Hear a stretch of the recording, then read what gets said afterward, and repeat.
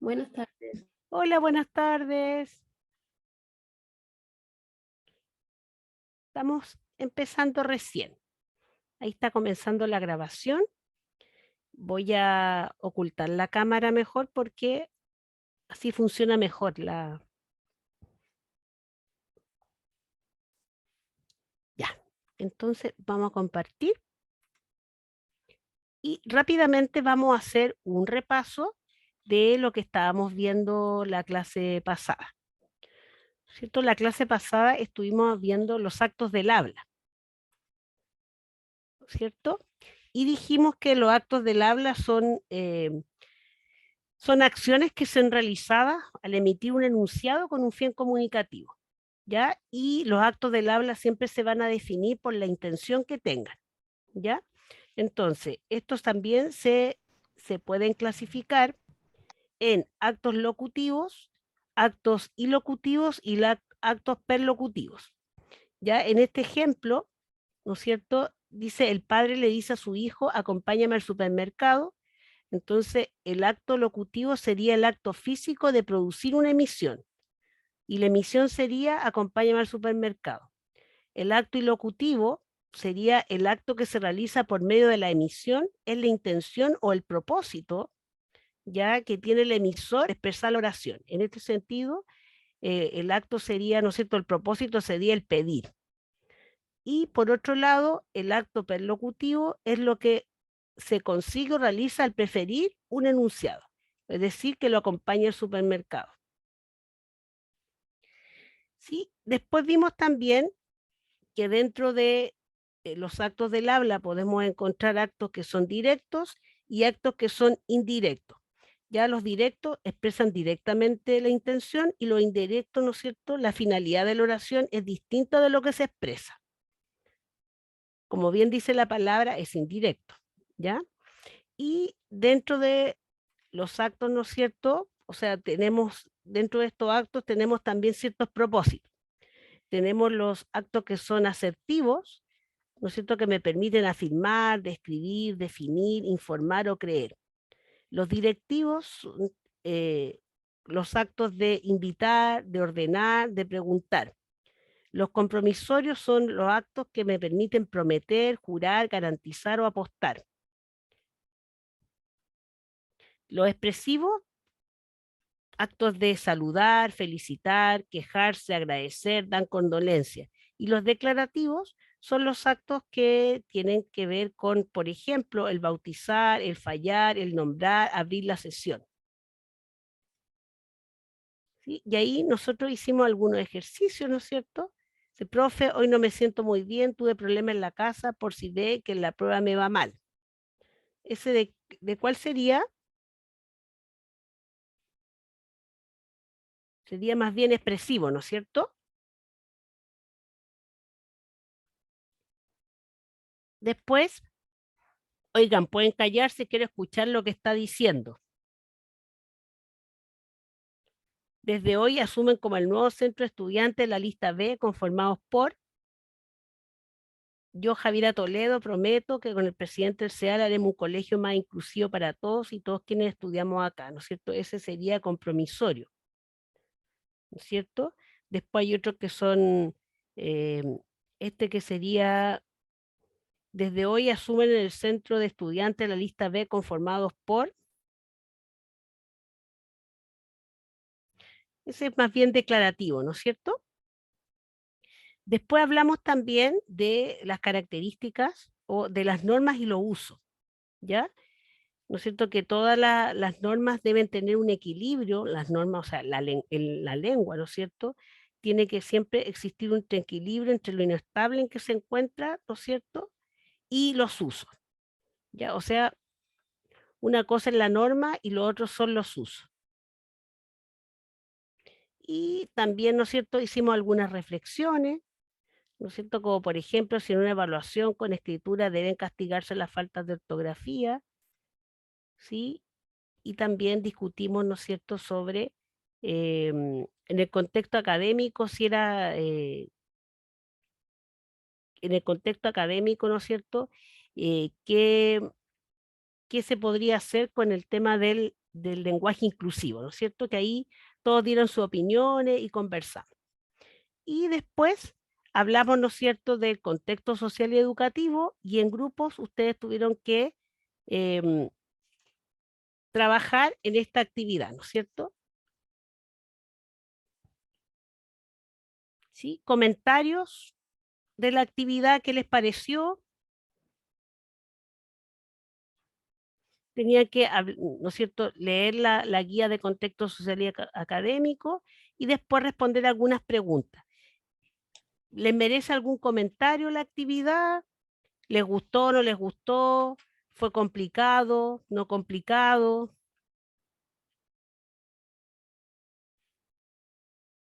Ahí fue un poquito, había que leer harto, estaba así como muy, eran muchos conceptos que habían ahí. Por eso que nosotros conversamos ahí que había sido un poquito complejo.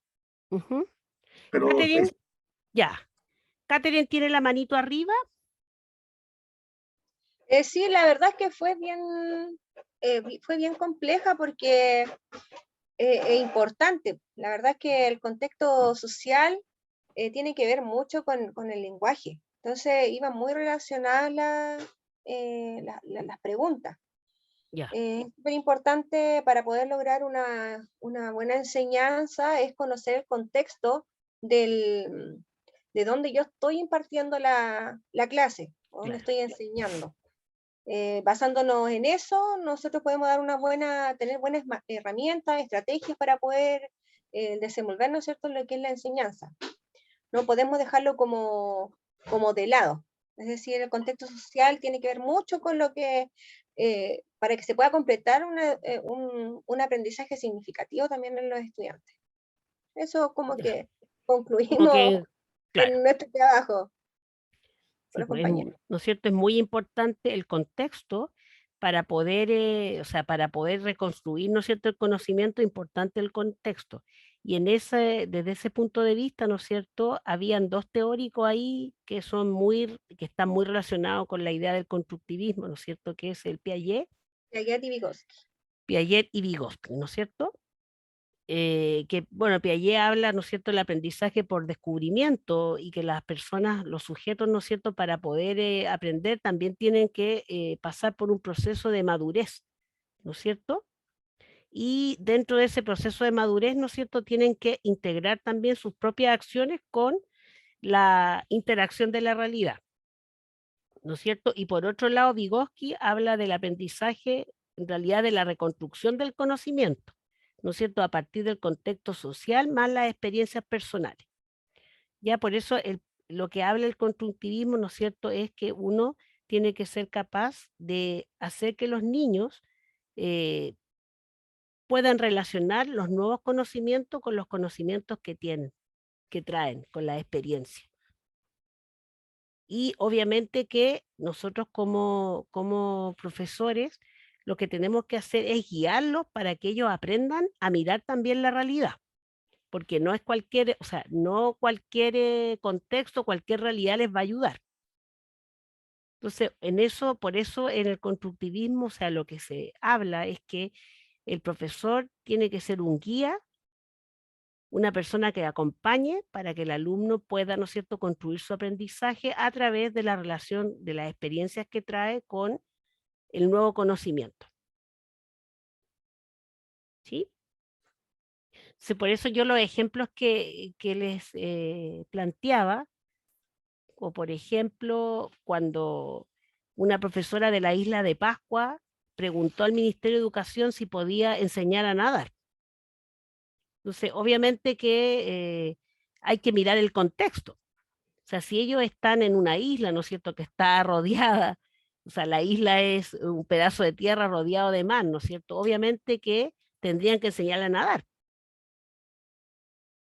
Lo que pasa es que dependiendo de la realidad, o sea, los planes y programas es, ¿no es cierto?, una guía, ¿ya? Una guía para el desarrollo. Pero dentro de esa guía nosotros también tenemos que trabajar y mirar el contexto en el cual se desarrolla. O sea, en San Pedro de Atacama no podrían enseñarle a nadar, ¿cierto? Porque igual el río está seco, entonces como que no. O igual también se hace mucho, yo recuerdo que en los típicos textos de Santillana, me acuerdo que en un texto de segundo básico venía en la carátula de la unidad, ¿ya? Em, más bien la unidad se llamaba el metro. O sea, eran las medidas, ¿cómo se llama? Las medidas, ¿no es cierto? Centímetro, metro, y la carátula como de motivación era el metro de Santiago, ¿ya? Entonces yo decía, claro, ahí están relacionando a lo mejor la palabra metro con el metro de Santiago, pero no al lugar, porque nosotros estamos en Antofagasta, pero en Antofagasta no hay metro. Entonces yo pensaba entre mí, imagínense ese libro, a lo mejor ese libro Santillana en un nivel socioeconómico, en un colegio particular, ¿no es cierto?, donde el nivel socioeconómico es más alto, lo más probable es que varios chicos hayan viajado a Santiago y conozcan el metro. Pero se imaginan si a lo mejor voy a ir a una escuela donde igual es una escuela socioeconómico más baja, donde quizás muchos niños no han nunca han ido a Santiago, no conocen el metro. Entonces, por eso la educación tiene que trabajarla de acuerdo al contexto en el cual los niños estén. O sea, es importante que los niños conozcan, obviamente, importante que conozcan el metro, ¿no es cierto?, que conozcan otras realidades, pero hay cosas que no las puedo relacionar. O sea, en este caso, o sea, relacionar la unidad de medida metro con el metro de Santiago, yo encontré que nada que ver. ¿Sí? ¿Se entiende la idea? Sí, Sí, profe. ¿Mm? Es como que en Copiapó le enseñáramos a nadar y en Copiapó no hay mar. Claro, claro. O sea, Entonces, el contexto de lo que los rodea tienen que ellos relacionarlo, porque si claro, no tienen algo que se genere en la vida cotidiana, difícilmente lo puedan comprender. claro. Lo mismo pasa con los textos, no me acuerdo el nombre, pero recuerdo que yo tenía como un segundo básico y como siempre nos van las distintas editoriales a los colegios a ofrecer las nuevas, ofrecen, ¿no es cierto?, sus libros, sus lecturas, todas sus cosas. Entonces me acuerdo que me ofrecieron un texto que era para segundo año, pero no recuerdo el nombre, pero hablaba del sur de Chile. Y el texto hablaba de solo árboles y nombraba puros árboles del sur de Chile. Mis alumnos me acuerdo que se aburrieron, estaban súper aburridos, no entendían el libro, claro, porque el contexto de ellos aquí, o sea, hay pocos árboles, ¿no es cierto? Una ciudad que tiene más desierto, entonces para ellos era terrible porque iban leyendo el libro y tenían que ir buscando en el diccionario y eso les hacía perder en el fondo. Entonces, por eso uno, para buscar los contenidos y los trabajos, tiene que ser como bien, o sea, bien estratégico y fijarse, ¿no es cierto?, en la realidad en la cual está inmerso el niño. Eso es muy importante. ¿Sí? ¿Algún comentario más?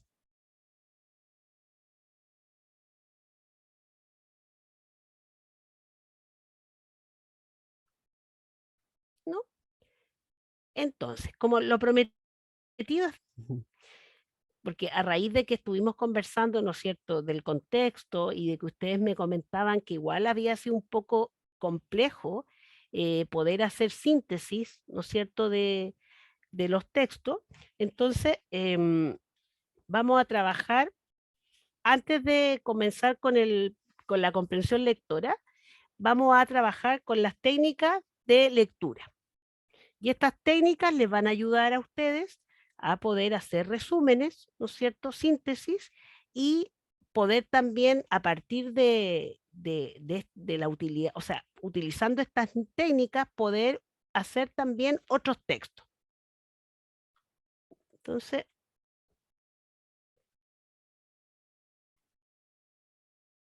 ¿se ve?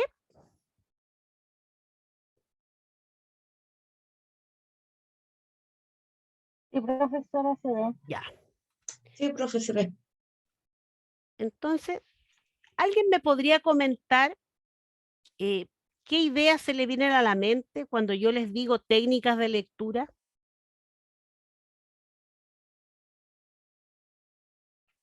¿Qué serán las técnicas de lectura?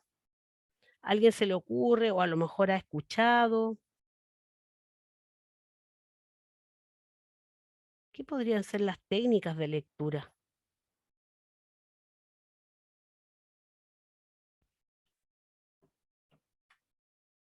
¿No? Profe, ¿Sí? podría ser, por ejemplo, hacer un resumen. Ya, Una técnica también es, por ejemplo, leer un texto, ya, leerlo, o sea, después volverlo a leer por segunda vez. ya, La otra técnica es, por ejemplo, leer el resumen de un texto y después uno tiene una idea de qué es lo que se trata ese texto. Y lo ya, otro, lo que son, aunque sí, suele suceder, las palabras que uno no las reconoce, por ejemplo, lo que es el vocabulario de una palabra, qué significa. Para ya, mí esto es una técnica de lectura. ya. Bien, ¿y Vania tiene la manito levantada? Sí, profesora, bueno, yo como técnica de estudio y esa de lectura también, subrayar las ideas principales con los Ya, jugadores, y así para uno igual es más fácil después para la comprensión y ir respondiendo las preguntas. ya, ya. Bien, y Vania, ¿alguien más tiene alguna idea?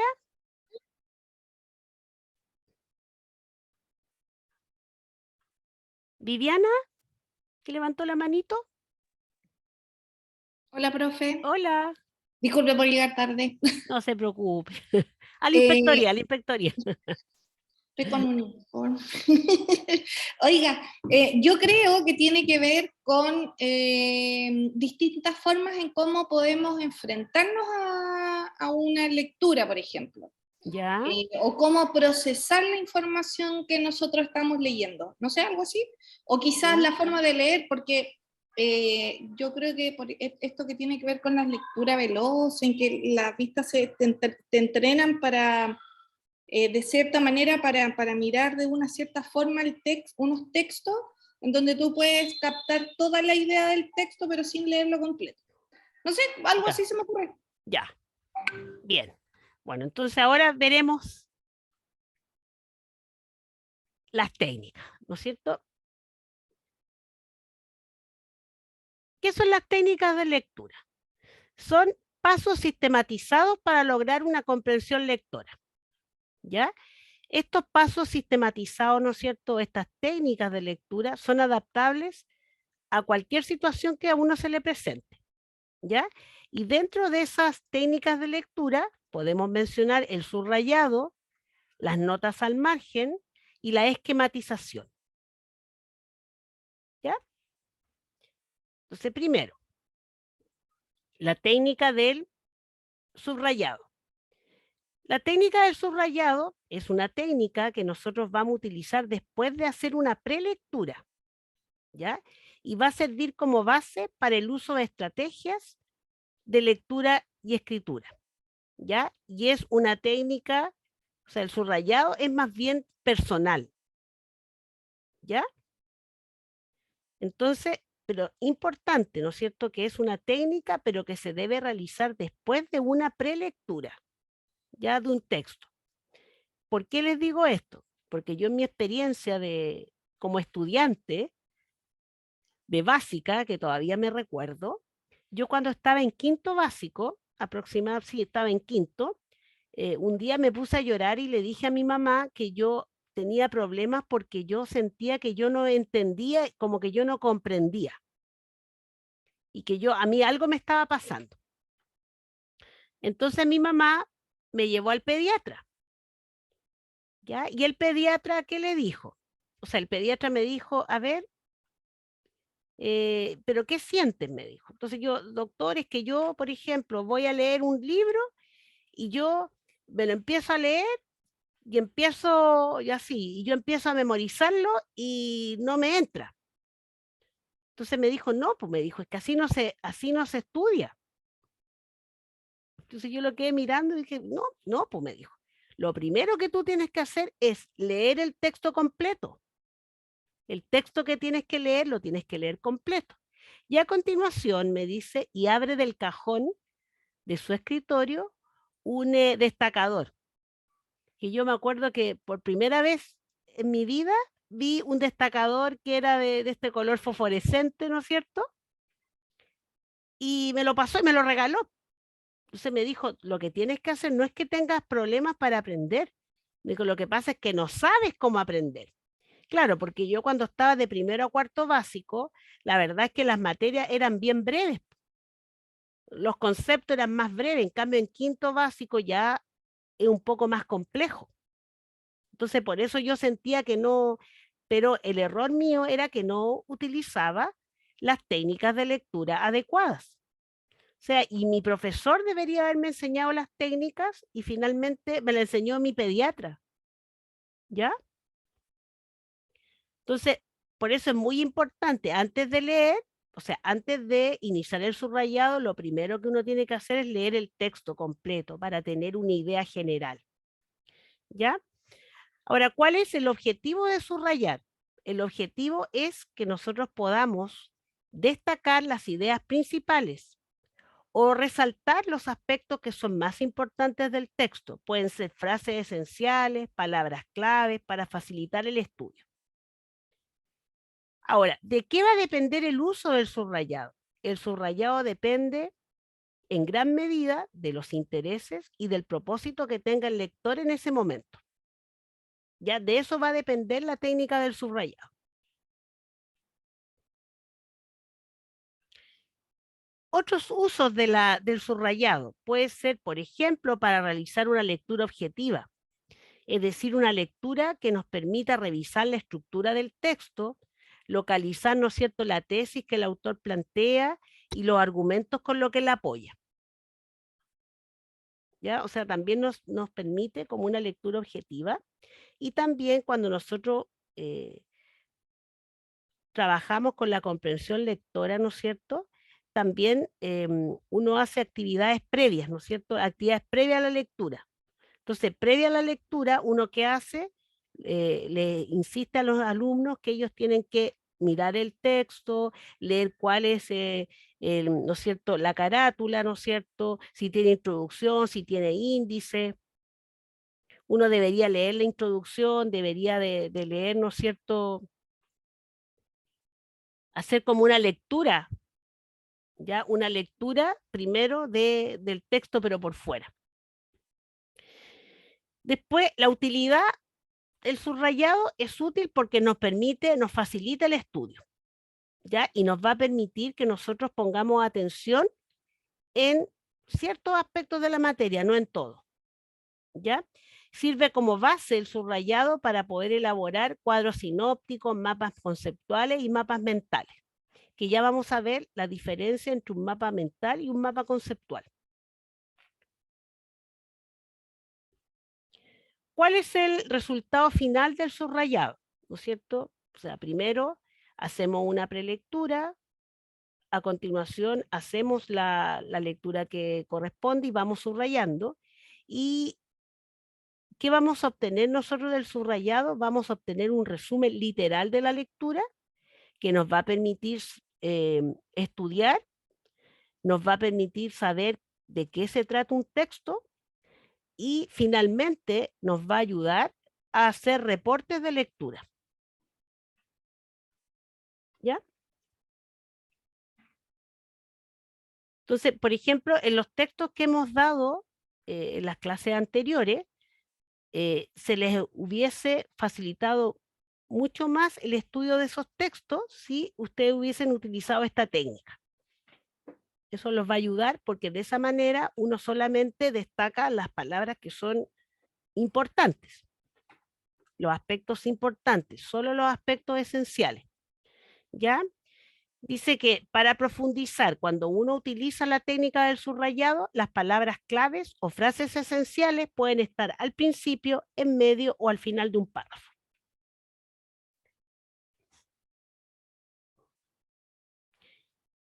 ¿Cómo se debe subrayar? ¿Ya?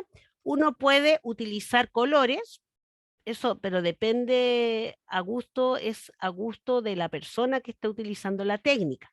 Es decir, uno podría utilizar, por ejemplo, colores, ¿no es cierto? A lo mejor destacar las ideas principales con un color y otro distintivo para las ideas secundarias, ¿ya? ¿Cuándo se debe subrayar? Nunca en la primera lectura. Ya, o sea, es recomendable en una segunda lectura o una tercera lectura. ¿Ya? Siempre importante también en el subrayado es buscar el significado de las palabras que no conozca. Y antes de subrayar, ¿cierto? O sea, ya hizo usted la lectura y antes de subrayar, incluso de leer el texto, siempre es bueno formularse algunas preguntas, como por ejemplo, ¿qué tipo de texto leeré? ¿Cuál es el propósito del texto? Son preguntas a priori, es decir, antes de el inicio de una lectura. Y aquí tenemos un texto que dice así. Voy a bajar ahí. Dice, párrafo 1. Carlos le gana a cualquier contrincante en ajedrez. Rosa escucha ópera en sus ratos libres. Alejandro es un superatleta. Andrés entretiene a sus amigos con extensas charlas de aventura. A Lorena le encanta dibujar y pintar. Diana siempre está organizando alguna fiesta en su escuela. Ricardo pasa los ratos solo en casa concibiendo un negocio. Patricia se entretiene observando y estudiando la naturaleza. Ya en el párrafo 1, ya no hay subrayado nada. ¿Ustedes subrayarían algo? No, yo no, ¿Por qué? porque son muchas personas y todas hacen algo distinto. Ya, muy bien, ¿no es cierto? Son muchas personas y hacen cosas distintas. Entonces, Depende, profe, ¿ya? porque por ejemplo yo podría subrayar en los nombres de cada uno de ellos y algunas de las palabras claves de lo que hacen, si es que eso es lo que estoy buscando y necesito Claro, como tener claro qué es lo que hace cada uno, por ejemplo. claro. Pero Por eso la técnica tiene que ver específicamente con el gusto del consumidor. ¿Ya? Entonces, por ejemplo, en este caso, a Viviana no le parece, pero a David, o sea, a uno no le parece, al otro sí. ¿No es cierto? Párrafo 2. Dice, aunque una prueba típica de inteligencia no lo mostraría, todos estos jóvenes son inteligentes. Cada uno presenta una particular fortaleza en una de las 8 clases de inteligencia que, naturalmente, todos tenemos en mayor o menor medida. Cabe destacar que ninguna es más importante que la otra. Desde que se inventaron las pruebas de inteligencia hace casi 100 años, desde que se inventaron las pruebas de inteligencia hace casi 100 años, hemos concebido la inteligencia como algo con lo que se nace y que no cambia mucho a lo largo de la vida. Ahora sabemos que esto es un error. Armstrong 2004. De este párrafo 2, lo que se subrayó es, desde que se inventaron las pruebas de inteligencia, hemos concebido a la inteligencia como algo con lo que se nace y que no cambia mucho a lo largo de la vida. Ahora sabemos que esto es un error. ¿Alguien habría subrayado algo más? ¿Están de acuerdo con este subrayado o piensan que a lo mejor algo se podría agregar?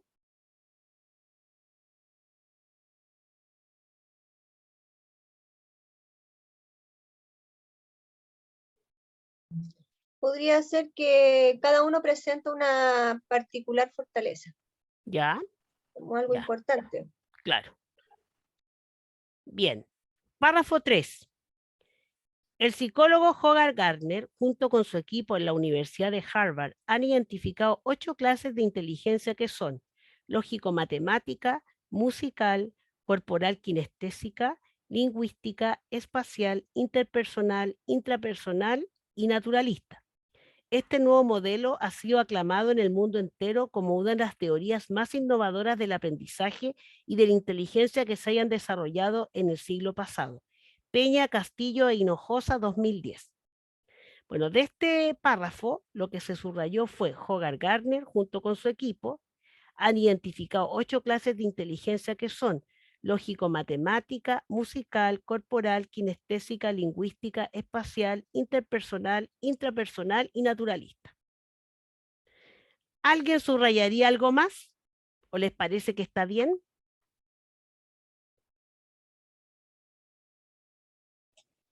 Profe, yo destacaría la palabra teoría. Ya, la palabra teoría, Sí, teorías. ya,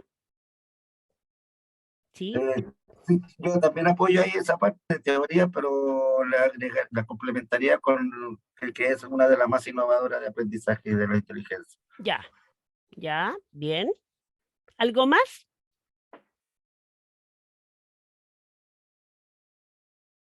Por ejemplo, yo en mi caso, yo subrayaría que es el equipo de Harvard, de la Universidad de Harvard.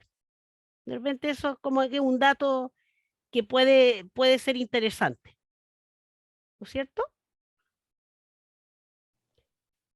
Profe, Sí, mire, lo que pasa es que es una opinión como bien personal. ¿Ah? ¿ya? Cuando uno subraya, por ejemplo,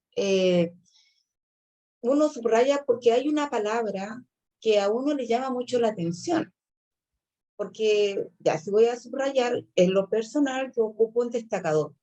Entonces, a mí a través del color, ¿cierto? Yo puedo recordar rápidamente una palabra y esa palabra a mí me ayuda a recordar el texto, o sea, qué es lo que era más importante del texto. Entonces, claro, como usted recién nos dijo que es como a gusto del consumidor, Sí, ¿cierto? Entonces, el subrayado siempre va a estar muy relacionado a una palabra o algo que a uno le pueda llamarle la atención. Entonces, por ejemplo, yo no subrayo todo. ¿ya? Sí, Subrayo o más que nada yo encierro palabras con destacador. ya. Entonces, de esa manera me ayuda todo lo que es la memoria visual, ¿cierto? Y puedo comprender mejor el texto, porque si en un minuto usted me dice fundamente, entonces, claro, me va a costar Claro, saber de memoria, por ejemplo, el texto, exacto. ¿me Sí, po, entiende? sí, sí, po, Entonces, claro, si yo hago hago un subrayado con color o encierro una palabra, a mí me va a permitir poder explicarlo con mis propias palabras, lo que dice sí, el texto. claro. Sí, Eso. genial. Sí, estupendo. O sea, lo que se sugiere es que uno trate de subrayar como ideas completas, ¿ya? Esa es la idea. Pero como dices tú, si a ti te acomoda, de repente subrayar palabras dentro del texto que son importantes también es una buena forma. Esas son técnicas de escritura, o sea, técnicas de lectura para poder estudiar y a partir de lo que yo extraiga de esa lectura, yo también puedo elaborar otros documentos y que otros documentos que no tengan las palabras exactamente igual, porque si no estaría cometiendo un plagio. ¿Cierto? O sea, esta técnica es Claro que sí. bastante buena porque nos permite, a partir de lo que yo subrayo, yo después puedo elaborar otro texto con esas ideas que yo saqué. Claro, profe, porque mire, una vez a mí me pasó, ¿Ya? estaba leyendo, me costaba mucho comprender un texto y la verdad que estaba, ya dije, voy a hacer un subrayado. A las finales, profe, terminé subrayando el párrafo completo. Entonces, Claro, no conseguí lo que realmente quería, porque claro. encontraba que todo el texto Que todo era era importante. interesante, Claro. justamente todas las ideas, todo lo que se mencionaba. Entonces, la verdad que no me resultó en ese aspecto. Entonces yo preferí mejor optar por encerrar una palabra, por ejemplo, que eso a mí me ayuda más, Te ayuda más, porque si claro. no, claro, en este párrafo 3 que usted puso, profe, yo prácticamente tendría completo subrayado. Ujú, Eso. sí, sí, no, súper bien. O sea, la idea es que ustedes se den cuenta que es una técnica de estudio, pero depende de la persona. Hay algunos que a lo mejor necesitan subrayar palabras más cortas y otros que prefieren, ¿no es cierto?, subrayar como texto ideas más completas. ¿Ya? Ahora vamos a pasar a otra técnica que me complementa la del subrayado. ¿Y qué es las notas al margen? No sé si alguien la utiliza. Yo por lo menos desde chica siempre la he utilizado y no sabía que se llamaba notas al margen. O sea, cuando estaba en el colegio yo lo usaba, pero no sabía que era una técnica de estudio. Entonces, ¿qué es? Es otra técnica de comprensión de lectura que me va a permitir hacer inferencias al contrastar la nueva información con el conocimiento previo del lector. Ya la función principal de las notas al margen es poder tomar notas que consisten, ¿no es cierto?, en notas que me van a permitir apoyar mi memoria para que al momento de redactar un nuevo texto, ¿no es cierto?, yo tenga todos los contenidos, las notas y la estructura de lo que leí a la mano. Yo si yo reviso mis cuadernos, por ejemplo, de cuando estaba en el colegio, que por ahí todavía tengo algunos cuadernos por ahí de reliquia, siempre en mis cuadernos, a los lados de la hoja, yo iba anotando cosas. De repente en clase, por ejemplo, si estaba en clase y el profesor a veces decía, por ejemplo, esta pregunta es típica pregunta de prueba, y yo la anotaba al margen. ¿Ya? Anota al margen ahí, pregunta de prueba. ¿Ya? ¿Por qué es importante? Porque nos permite resaltar las palabras de difícil significado para buscar, ¿no es cierto?, su definición en un diccionario, y esto nos va a ayudar también a comprender mejor el sentido del texto. A veces cuando hay textos que son muy complicados, yo sugiero utilizar las dos técnicas. O sea, utilizar la del subrayado, uno saca alguna idea y después con las notas al margen complementa. Y ahí puede hacer, ¿no es cierto?, un nuevo texto mucho más completo.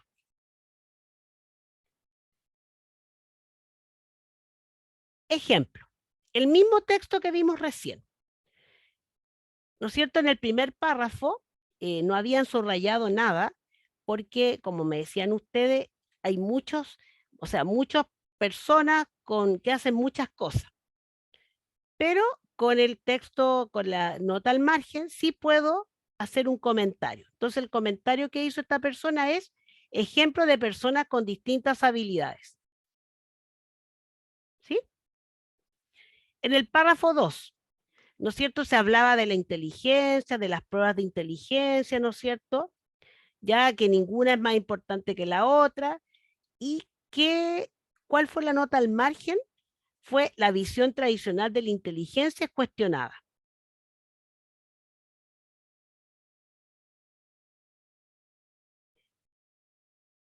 En el tercer párrafo, ¿no es cierto? Hablaba aquí del psicólogo Gardner con su equipo, ¿no es cierto? Y lo que se escribió fue el psicólogo Hogarth Gardner identifica los 8 tipos de inteligencia. ¿Ya? Ese es como nota al margen y me va a complementar con lo otro que yo subrayé anteriormente. ¿No es cierto? Donde indiqué los tipos de inteligencia. ¿No es cierto? Y ustedes me decían poner que era una teoría innovadora. O sea, el subrayado me va a complementar la nota al margen. ¿Sí?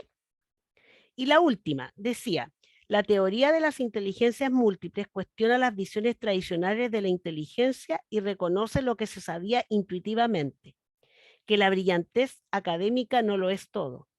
A la hora de desenvolverse en la vida cotidiana, no basta con tener un expediente académico intachable. Hay que poner en práctica infinidad de capacidades y habilidades como son resolver conflictos, llevarse bien con los colegas, tener capacidad comunicativa, etc. Armstrong 2004. Cuando se hace la nota al margen, lo que se escribe aquí es: la teoría de las inteligencias múltiples cuestiona la brillantez académica, la vida diaria exige poner en práctica capacidades y habilidades distintas. ¿Sí? Eso sería entonces la nota al margen.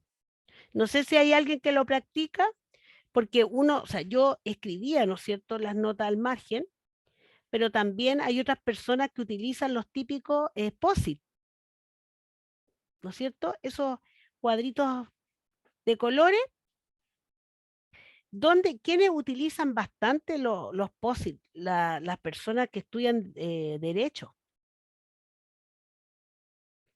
¿Ya? Porque típico en el Código Civil, siempre van poniendo POSIT, ¿no es cierto? O sea, que son notas al margen, ¿no es cierto?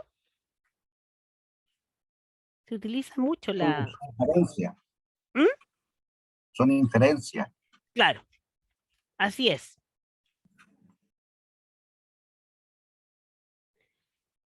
Y ahora, vamos a ver el mapa conceptual, que es otra técnica de lectura, ¿ya?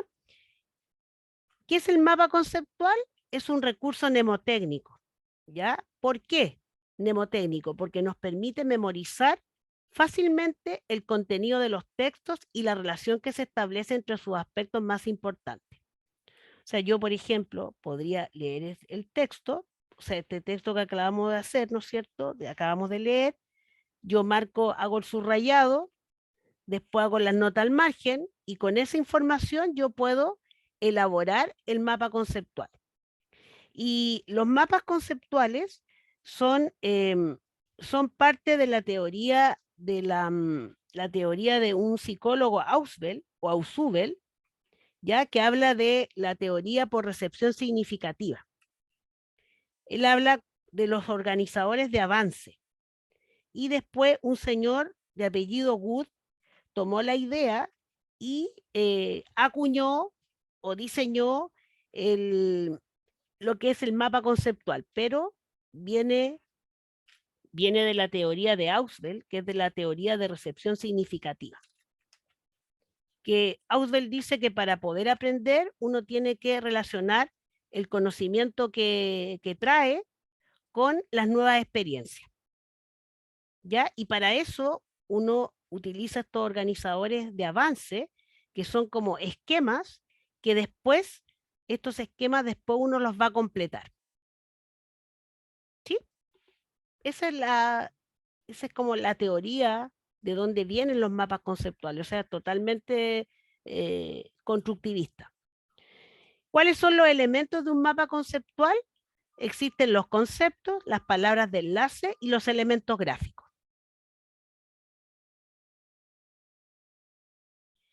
¿Cómo se elabora el mapa conceptual? El mapa conceptual se elabora a partir de elementos gráficos, que pueden ser una elipse o un cuadro, además de las líneas que van a permitir unir los conceptos, y esos últimos se escriben dentro de la figura. Los conceptos se identifican con nombres o adjetivos que representan hechos, objetos o ideas. Y también existen las palabras de enlace, que me van a permitir establecer relación entre los conceptos. Y esas palabras de enlace pueden ser verbos, preposiciones, conjunciones o adverbios. Y se escriben sobre o al lado de la línea.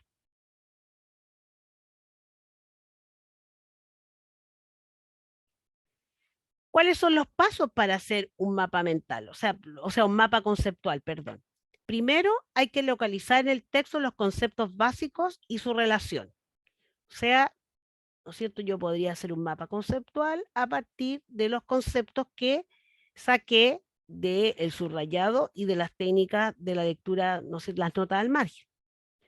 Después, una vez que ya localicé cuáles son los conceptos básicos y cuáles son las relaciones que tiene, se localizan los conceptos secundarios. Y finalmente se representa la relación entre conceptos utilizando líneas, flechas, círculos, cuadrados, colores, tamaños de letra, etc.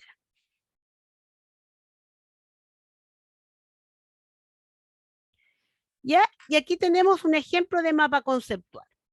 ¿Ya? Existe la palabra, esto es un ejemplo de mapa conceptual que habla del mapa conceptual. ¿Ya? La característica fundamental de los mapas conceptuales es que están organizados por niveles. Y estos niveles son jerárquicos. ¿Ya? Entonces, por ejemplo, aquí dice mapas conceptuales representan, ¿no es cierto? Esa es la palabra de enlace, representa, que está entre líneas. Un conocimiento organizado. Ese conocimiento organizado está compuesto de conceptos, palabras de enlace y preposiciones. Los conceptos están entrelazados por palabras de enlace para formar proposiciones. Los conceptos son regularidades percibidas, entrelazados, ¿no es cierto?, por palabras de enlace que son estructuradas jerárquicamente, para formar proposiciones que son unidades de conocimiento que fomentan la construcción del conocimiento. Aquí tenemos otro ejemplo, está medio, no se ve muy claro, este es de un programa que se llama CEMAPTool, ya que es un programa bastante fácil de usar y que permite hacer mapas conceptuales. Hay otros más, por ejemplo, yo sé que en PowerPoint también se pueden hacer mapas conceptuales. ¿Ya? Y aquí tenemos un mapa conceptual que es más simple, ¿no es cierto? Es de las cadenas tróficas. Entonces dice las cadenas tróficas, tales como los productores, los consumidores, los descomponedores.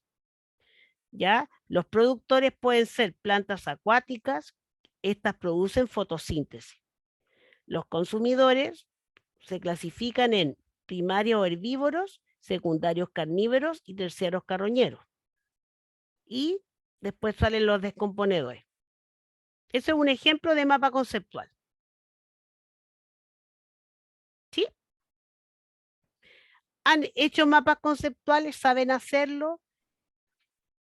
¿Tienen alguna experiencia? Hicimos en una clase, hicimos unos mapas conceptuales en la U. Ya. ¿Y qué le pareció? No, buenísimo, buenísimo. Yo había trabajado con mapas conceptuales y trabajamos en grupo. Hicimos nosotros los de los números enteros, si no me equivoco. Ya. La verdad es que es una muy buena estrategia incluso para incorporarla en nuestras clases. ¿No es cierto? Darle a nuestros alumnos, ¿no es cierto?, que lean un texto, que utilicen estas técnicas y que después sean capaces de elaborar un mapa conceptual. Y eso les va a permitir, o sea, les va a enseñar a estudiar. Se les va a hacer mucho más simple. Entonces, estos son los mapas conceptuales, ¿ya? Que tienen conceptos, palabras de enlace y que su estructura siempre es jerárquica. Ya donde hay conceptos que son más generales y van bajando hacia los más inclusivos. Y ahora vienen los mapas mentales, ¿ya? El mapa mental también es una técnica que nos va a permitir construir, registrar, organizar y asociar ideas tal como las procesa el cerebro humano. ¿Ya? ¿Cuáles son los elementos de los mapas mentales? Los mapas mentales son más fáciles en realidad que los mapas conceptuales. ¿Por qué? Porque en el mapa mental uno puede utilizar la creatividad.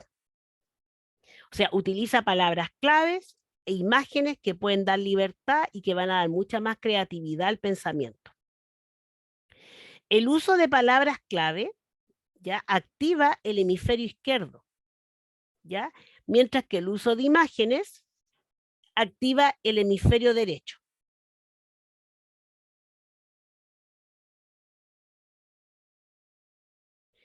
Aquí está hemisferios del cerebro, ¿no es cierto? Entonces, dice que el uso de palabras clave activa el hemisferio izquierdo y mientras que el uso de imágenes va a activar el lado derecho, ¿ya? Y siempre es importante que, o sea, el lado izquierdo controla el derecho y el movimiento, y el lado derecho controla el izquierdo. ¿Ya? Así funciona nuestro hemisferio cerebral. ¿Sí? Y aquí está el razonamiento, la memoria, el lenguaje escrito, los números, la lógica, el lenguaje hablado, el movimiento de cada del lado derecho, el movimiento del lado izquierdo, está el sentido musical, el sentido espacial, el sentido del arte, la intuición y la imaginación y lo creativo. Entonces, el usar mapas conceptuales me va a ayudar a que los dos hemisferios cerebrales puedan trabajar. Y generalmente uno utiliza solamente uno, no utiliza los dos. Y a través de los mapas mentales uno puede hacer que los dos lados del hemisferio trabajen. El mapa mental, ¿por qué es útil? Porque me facilita también el recuerdo, la toma de notas y los repasos efectivos. Estimula también el pensamiento analítico y el aprendizaje no memorístico. ¿Por qué? Porque me va a permitir hacer asociaciones que me van a permitir ampliar las ideas y los conceptos. Y uno de los aspectos más importantes que tienen los mapas mentales es que me desarrolla el pensamiento divergente o la creatividad. ¿Ya? La educación que nosotros recibimos y que formamos está siempre trabajando con el pensamiento convergente, ¿no es cierto? Que tiene una sola respuesta a las preguntas. En cambio, y dejamos de lado el convergente, o sea, el divergente, que es el que desarrolla nuestra creatividad. ¿Sí? Yo recuerdo que hace años atrás, cuando yo estaba recién trabajando en el ámbito escolar, había una universidad aquí en Antofagasta, que era la universidad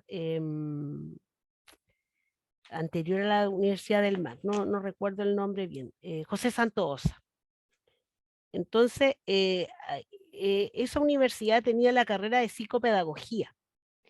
Y en ese tiempo, el equipo de psicopedagogía de esa universidad hacía algunos concursos a nivel de los diarios regionales. ¿Ya? Y todos los días, o sea, toda la semana, que era el día domingo, ponían una pregunta para que los niños de distintos colegios pudiesen resolver. Y yo competí varias veces con mis alumnos. Entonces eran preguntas como, ¿por qué los pescados usan lentes? ¿Ya? Entonces, los niños ahí utilizaban su imaginación. Por ejemplo, alguna decía que no podían usar lentes porque no tenían orejas, y al no tener orejas no se pueden poner los lentes, ¿ya? Otros decían que si van nadando, podían chocar y los vidrios les podían caer en los ojos. O sea, en el pensamiento divergente es el pensamiento creativo, ¿ya? Después, otra pregunta. ¿Por qué las jirafas tienen el cuello largo? Quizás una respuesta convergente sería porque las jirafas, ¿no es cierto?, tienen no sé cuántas vértebras y esas vértebras, ¿no es cierto? Eso sería o sea, sería el pensamiento convergente. Pero el divergente es que los niños crean algo que va más allá. Entonces recuerdo que mis alumnos decían de que la jirafa tenía el cuello largo porque por Copuchenta había estado escuchando conversaciones de las personas, los vecinos, ¿ya? Otra decía que la jirafa le había crecido el cuello porque como eran tan hambrientas, andaban comiéndose la hoja, entonces, ¿se fijan? Que eso no tiene que ver, o sea, el pensamiento divergente tiene que ver con que una pregunta puede tener muchas formas de resolverla. Y eso nos ayuda también a nuestra creatividad. ¿Cuáles son los elementos claves de un mapa mental? Necesitamos pocas palabras y una gran cantidad de imágenes y colores que aclaren el contenido de un tema. Entonces, ¿cuáles son los pasos para elaborar un mapa mental? Primero tenemos que nosotros ubicar una idea central que puede estar representada por una palabra o con una imagen, ¿ya? Una imagen clara que me ayude a sintetizar el tema general. Alrededor de esa palabra o imagen central, podemos enlazar el tema con otras ideas relacionadas que uno va a colocar de acuerdo con el movimiento de las manecillas del reloj. No es jerárquico como el mapa conceptual, sino que uno va a ir a partir de la palabra clave, alrededor va a ir poniendo las palabras, ¿no es cierto?, que están relacionadas. Luego podemos subrayar, encerrar en un círculo o aplicar color a las palabras clave para reforzar la estructura del mapa. Y después podemos agregar flechas, iconos o elementos visuales para diferenciar y aclarar la relación entre las ideas. Porque siempre van a haber ideas más importantes y hay otras que son menos importantes y que van hacia afuera. Generalmente la gente confunde, ¿no es cierto?, el mapa mental con el mapa conceptual. Este es el mapa mental. Dice una idea principal que se sitúa en el centro. En este caso dijo narración, ¿ya? Y dibujó un librito, ¿ya? Después, los distintos nodos van a representar las ideas que surgen de la idea principal. De esta idea principal, que es la narración, aparece el texto y la estructura. Eso serían como las palabras, las ramas principales. ¿Ya? Y a continuación, las ramas secundarias que se bifurcan de las ramas principales.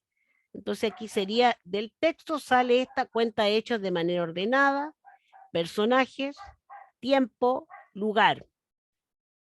¿No es cierto? Y salen otras más del lugar, aparecen imaginarios, fantásticos y reales. O sea, en el texto van a salir siempre lugares que tienen que ver con aspectos imaginarios, fantásticos o reales. Después, en este caso la estructura, ¿no es cierto?, dice que tiene una introducción y dentro de la introducción presenta personajes, tiempo y lugar. Ya la estructura dice nudo plantea un conflicto, ¿qué ocurre? ¿Cómo ocurre?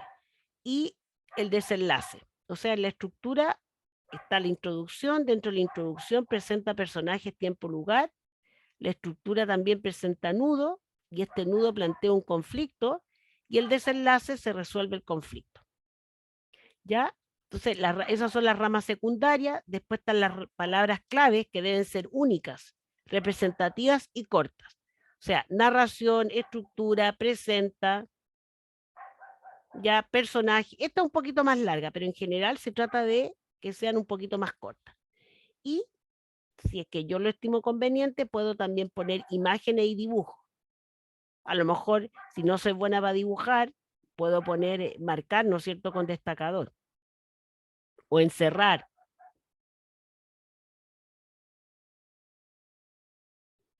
¿Sí? Aquí está, dice, entonces finalmente, en conclusión, para poder hacer un mapa mental, podemos primero usar una hoja en blanco de manera horizontal.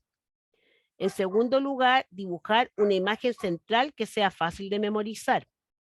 En tercer lugar, utilizar muchos colores. Cuarto, pon las ideas principales en ramas gruesas y las ideas secundarias en ramas finas. 5. Utiliza curvas. 6. Usa una palabra clave e imagen por cada línea. 7. Utiliza tantas imágenes como puedas. ¿Sí? Ahí, para que ustedes puedan indagar un poquito más, ya está aquí abajito, hay un link, ya, donde explica en detalle cómo hacer un mapa conceptual. Así que, si ustedes tienen tiempo, ¿no es cierto?, lo pueden abrir como para complementar lo que hemos... Comentarios, ¿qué les parece? ¿Qué opinión les merecen estas técnicas?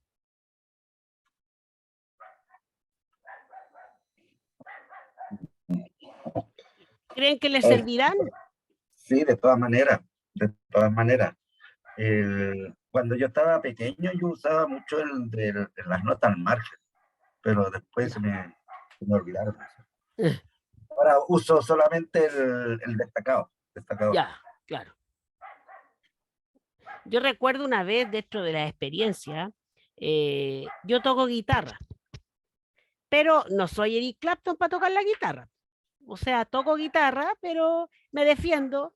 O sea, mucho toco mucho, o sea, canciones folclóricas, ¿no es cierto? El gorro de lana,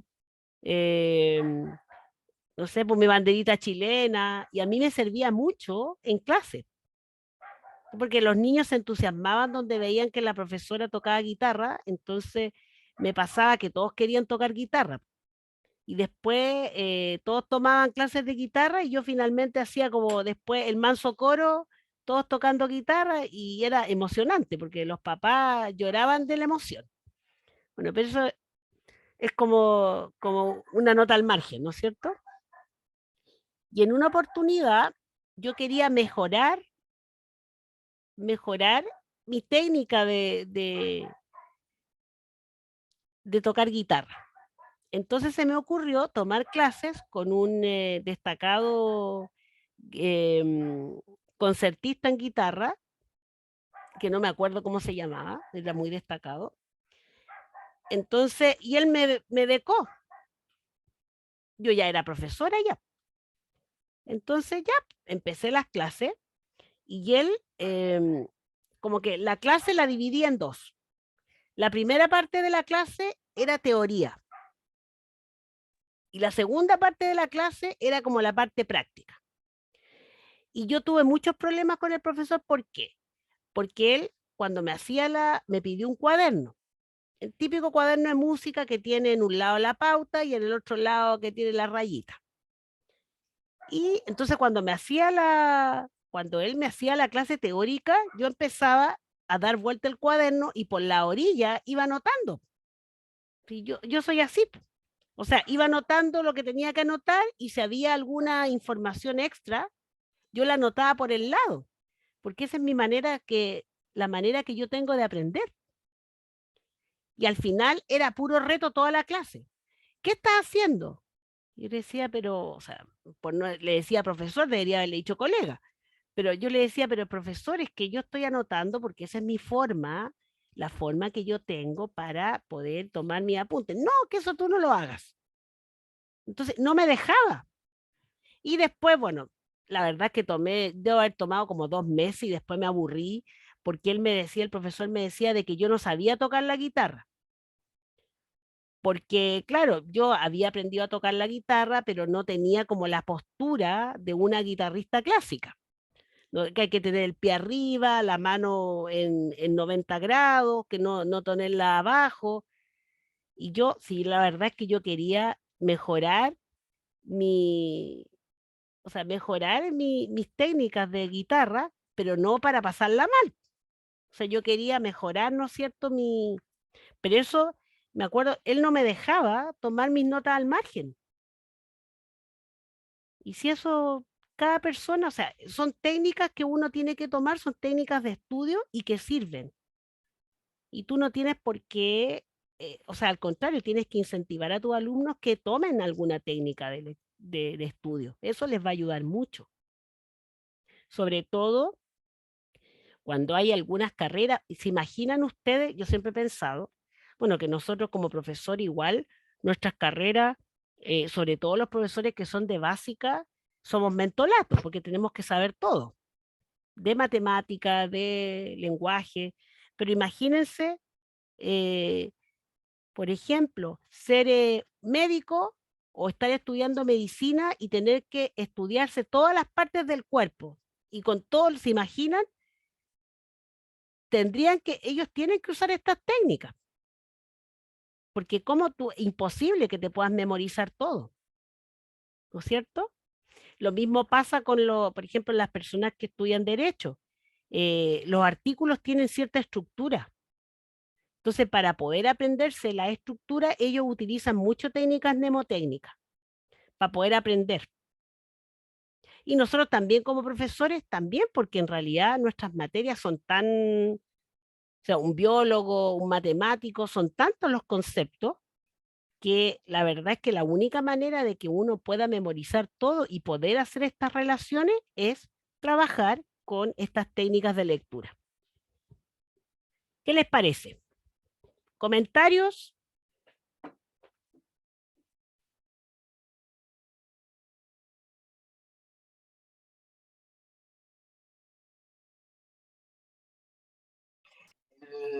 Mental yo nunca lo había hecho, nunca lo he hecho.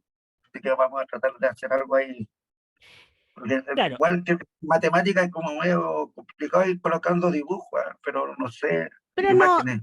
claro, es que pueden ser imágenes o palabras. Y Vania está levantando la manito. Profesora, mire, yo en mis clases siempre cuando voy a explicar o enseñar un contenido utilizo bastante los mapas conceptuales Genial, y eso genial, me ha Ivania. servido. Los mentales no lo he utilizado, pero ahora me voy a atrever este segundo semestre a hacer una clase con un mapa mental. Genial, Ivania. Y te vas a acordar de mí. Va a Sí, ser pues, muy pero positivo. sí, y sabe que a mí me ha servido bastante porque los estudiantes no ven tanto texto y ellos mismos utilizan esas técnicas después para estudiar. Claro.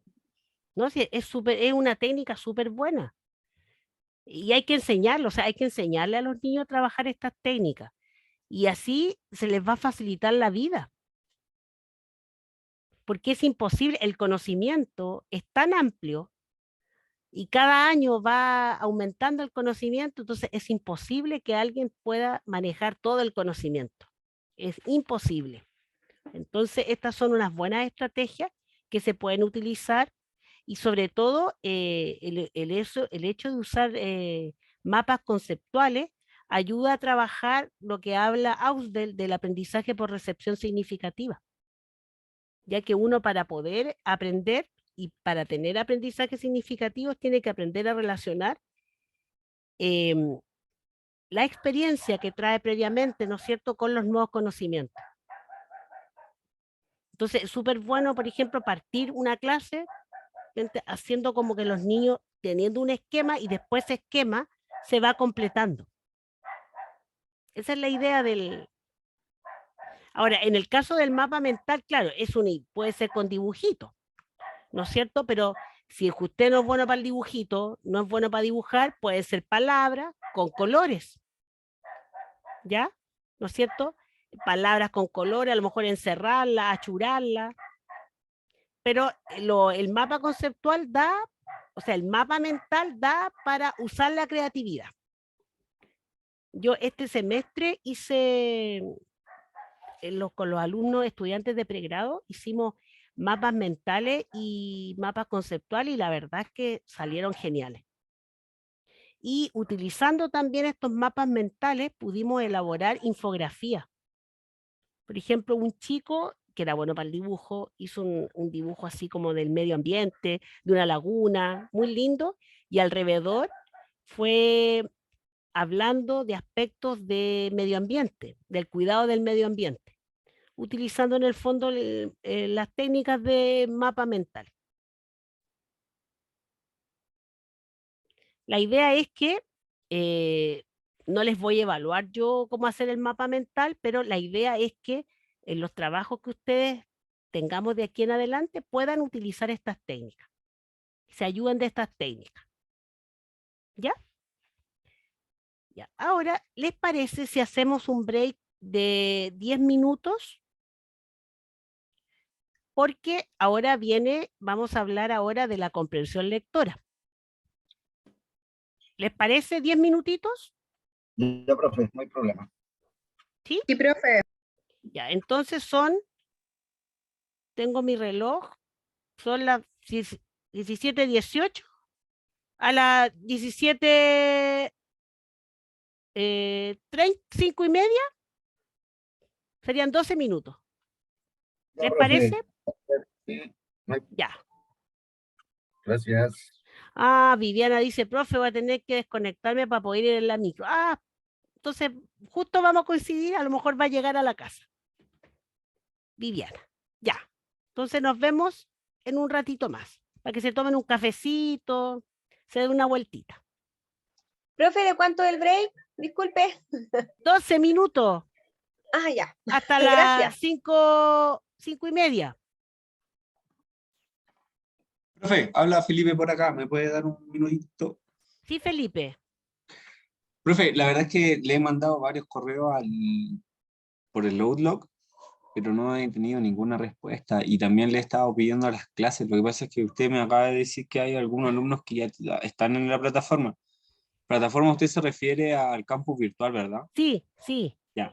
Yo no tengo ni siquiera el ramo aquí en el campus y tampoco tengo las clases y los documentos, por ejemplo. Ya. Lo que pasa es que, No mira, sé, le mandé en correo, por eso le digo y no he tenido respuesta y ese Felipe, problema. mira, te pido disculpas, Felipe. Lo que pasa es que me llegan, eso les decía al principio a los compañeros, que me llegan tantos correos que de repente no alcanzo a contestarlos. ¿Ya? Voy a tener más cuidado en eso. Pero bueno, contarte que la profe María José me avisó, a ver cuándo fue, ayer, que recién se activó la plataforma, pero me faltan varios compañeros, Ya, profe. ¿ya? Entonces lo Bueno, que voy a ahí hacer, sí me puede responder sí, y seguimos si no conversando en eso. te voy a enviar la información entonces por Team, porque yo en este minuto en el campus virtual está Es que todo. Team es otra plataforma y, profe, en verdad hay como varias plataformas para cada cosa, entonces Entonces mejor te lo mando al vamos a hacerlo. correo. ¿Te lo mando al Claro, correo porfa. mejor? Ya, Ajá, sí, porfa. ya, Si no, mucho la molestia. Muchas ya, gracias. sí, no es problema. Ya, Igual profe, vamos gracias. a cuidar de, o sea,